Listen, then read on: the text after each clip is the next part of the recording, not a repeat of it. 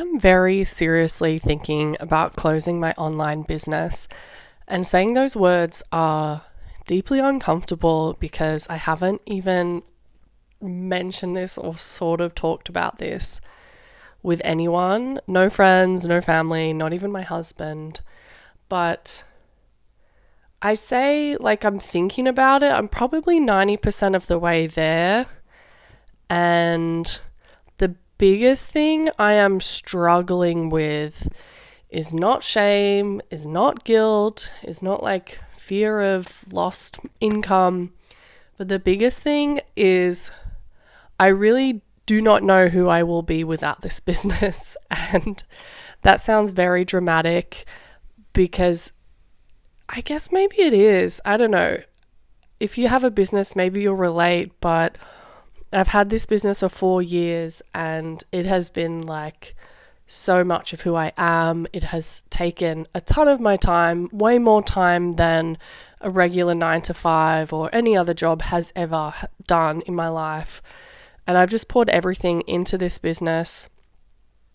And I am wondering who I'm going to be without the business. And that feels incredibly vulnerable.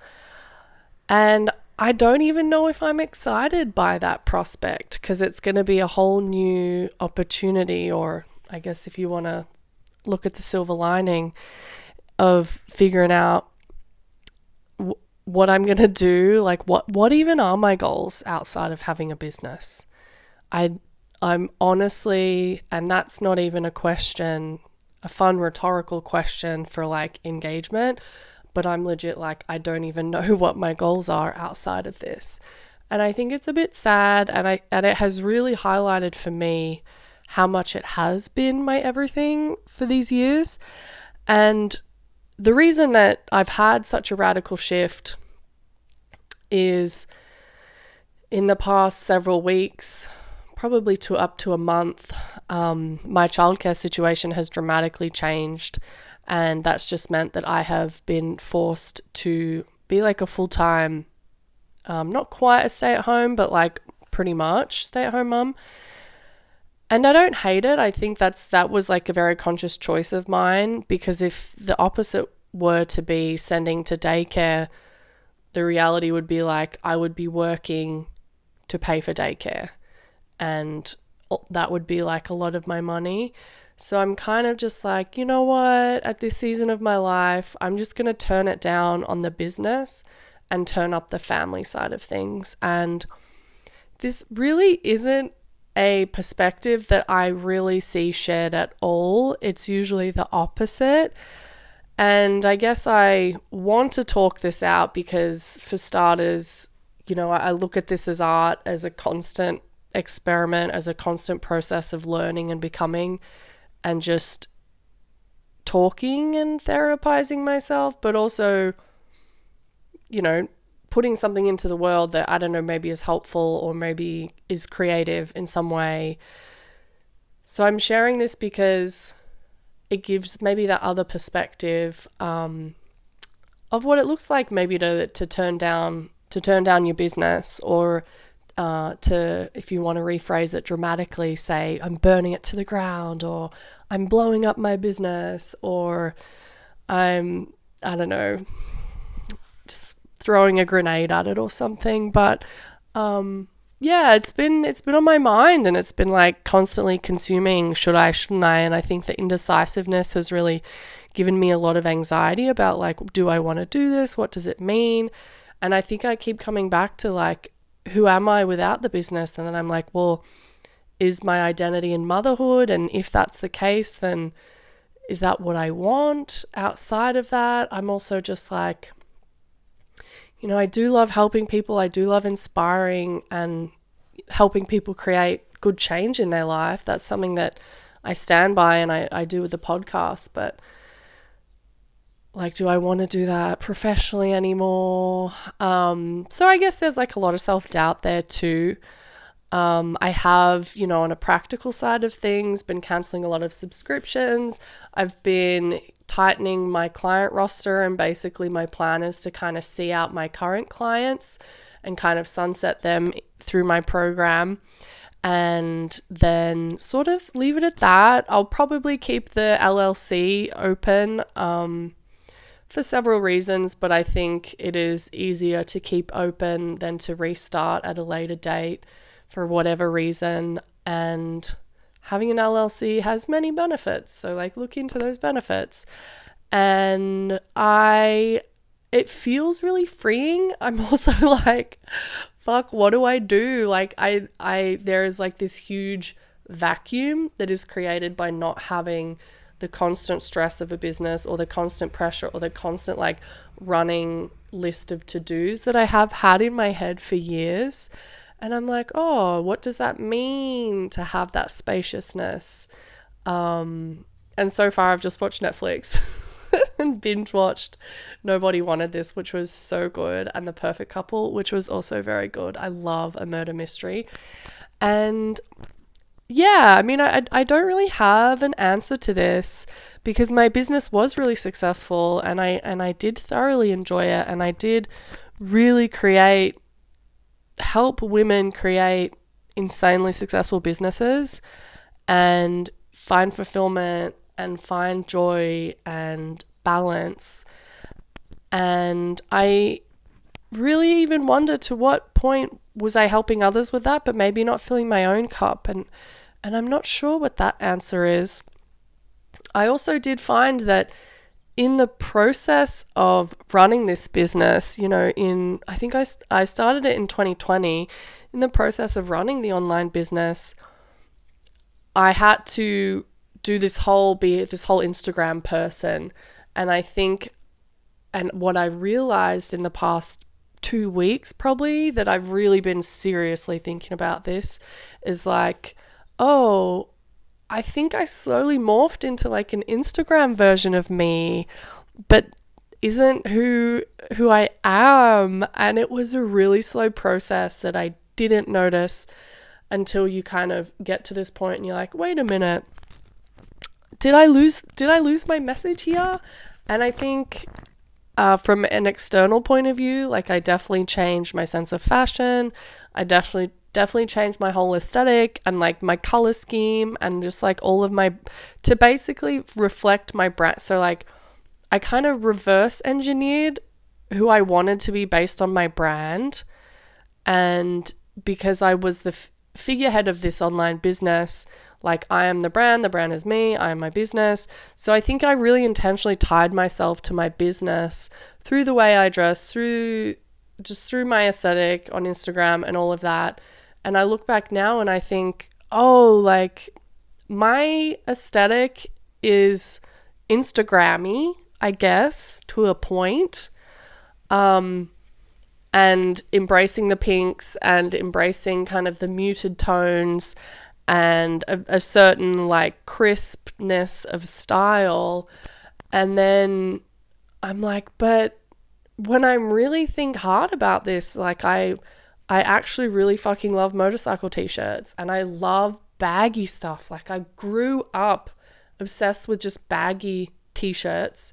And my favorite t-shirts were like raided from my brother's closet. Like he would always find me and be like, is that one of my long sleeves? Or give me back my Silverchair t-shirt or my Pearl Jam t-shirt. Or like, he'd always be chasing me down for things that he was missing from his closet. And I'm like, I do still enjoy that. And being that grunge, like loving the grunge style, I think I completely pushed all of that away because I was like, if I'm going to be this online business person, this brand, blah, blah, blah, whatever you call it, it's like, I have to look this way. And I think I really did intentionally water myself down, maybe my look down based on that. And I think Instagram really did make me a slightly different person because obviously you're only highlighting the things you want to highlight, which is why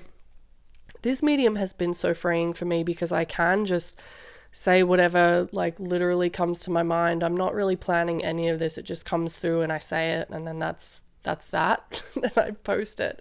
But on Instagram, it's the opposite. You think with like the aesthetic in mind and the call to action. And I think I'm just processing all of that like to what point did Instagram, and I'm not blaming Instagram, I'm taking full responsibility, but I think I did allow myself to be like led down this path of becoming the brand and becoming the business, but then, okay, where does it end? Like even today, I was like, oh, you know, I was dropping my kid off at daycare.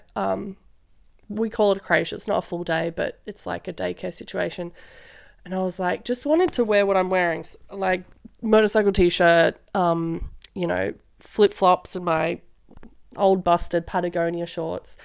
And I was like, oh no, I might see a client, so I should dress cute and like proper and whatever. And I was just in such a negative spiral this morning that I stood there naked for ages, just like, I should wear this, but I want to wear this. I should wear this, but I want to wear this. And just being like, fuck it. And then I compromised and I kind of just wore something baggy and motorcycle-y. And that's what I went with, and I was comfortable with it. But I don't know, I think the fact that I'm like kind of living my life with this like filter over the top of like, you are the business is you need to present in this certain way, has really changed how I show up and made it less authentic. And but realizing like, okay, then who am I? And just sitting with that question again, without, here's the key thing, without needing to fix myself. And I say that because I, you know, have been a perfectionist forever. Like this, as soon as I feel like I'm sucking at something, or, you know, letting myself down or failing to live up to my expectations, I will be like, okay, here's a book to read, or like listen to this podcast, or do a meditation, or do this mindset hack, or blah, blah, blah, blah, blah, do FT tapping. And I'm like, no, I'm just going to sit with it and process it and just like be in that moment and feel shitty and have several shitty days in a row. And just to process and like be in that has been really different for me, and to turn down the noise and to also say like, but what does this mean? And that has also led me to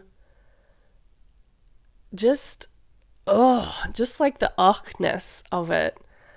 And I'm an internal processor. I don't really like talking about my feelings or telling people or like asking for opinions. I used to be, but I'm not anymore. Like I'd rather figure it out and then like reappear in the world and be like, okay, like now I'm doing this. And to just think about things in a new way. And, you know, I saw something on Instagram recently that like not knowing where you are. Like someone was telling a story about like being lost in the wild. And I'm literally like, I don't even fucking know what the goal is anymore. Like, what do you do when you don't have goals? Like, is this the epic part of manifestation that I've been missing, and it's just to like fucking show up and do it without having a goal? Or do I need a goal? Should I be forcing a goal? And that also really terrifies me, because I wake up every day and I'm like, what the fuck am I going to do? Like, obviously I know what I'm going to do. I have a toddler. Like, I'm going to be a mom. I'm going to get food on the table and clean the house and maybe watch Netflix, drink at least 2 cups of coffee. And so like there is a predictability to my day, but I also wake up and I'm like, well, is there a, like, what am I trying to achieve outside of those like specific knowns? And I feel like there's a lot of unknown, like, where do I go now? What does that mean for my career? What, you know, closing down the business, are people going to see me the same way? Are people going to want to keep following the podcast? Does that change how people feel about me? And to a certain extent, I think it maybe will change how my husband feels. Like, I'm also a bit scared about that, because I'm like, well, I think he might be disappointed, and I am disappointed in myself. But just processing the fucking shit out of it. and maybe overthinking it too. But I guess really like coming down to at the core of it, like not having a specific outcome for like what I'm trying to achieve right now feels really scary.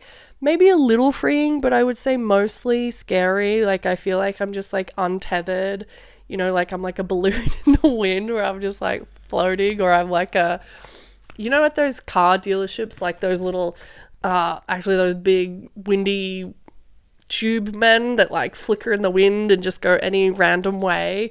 And I feel a little bit like that right now because I just have no fucking clue what I'm doing.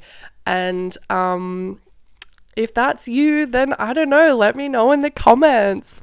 Yeah, I don't know how I manifested this, but I rescued a dog today.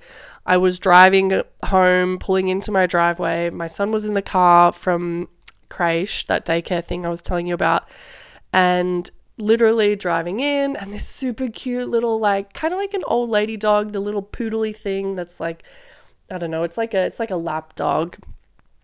Usually not my cup of tea at all, but I was pulling in and it was looking at me and just kind of walking past my driveway, and I'm like, well shit, I can't let this adorable dog keep walking. So I stopped and I did the right thing and I bundled him up inside, and then I drove the car in and I was like, hey, we have a dog for today. We're going to figure it out. He was a very good boy, let me tell you. I called him Cracker because that is the only 2-syllable word that my son knows, cracker. We eat a lot of crackers with cheese, and he's kind of like that color. So that was really a fun thing. So I feel like I did like a good deed for the universe today. I rescued an adorable dog. I did, definitely fantasize about like if he's not claimed within 24 hours, so I'm keeping him because he's a very, very good boy, and he didn't stink. So many dogs stink, but he did not stink. And I was like, okay, well, 30 minutes have passed. I'm like, well, I have to take action on this. I cannot keep this animal forever.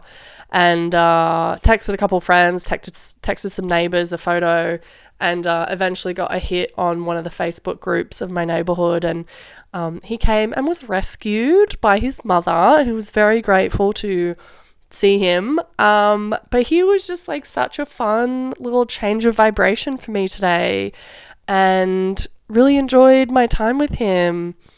And it takes your mind off things, right? Like animals are so good at that. You're like, oh, you could be in the worst mood, and then this dog comes at you and you just like completely flip it, and you're like, oh, so adorable, so amazing.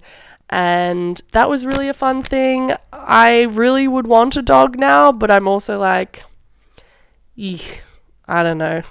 A toddler's enough for now.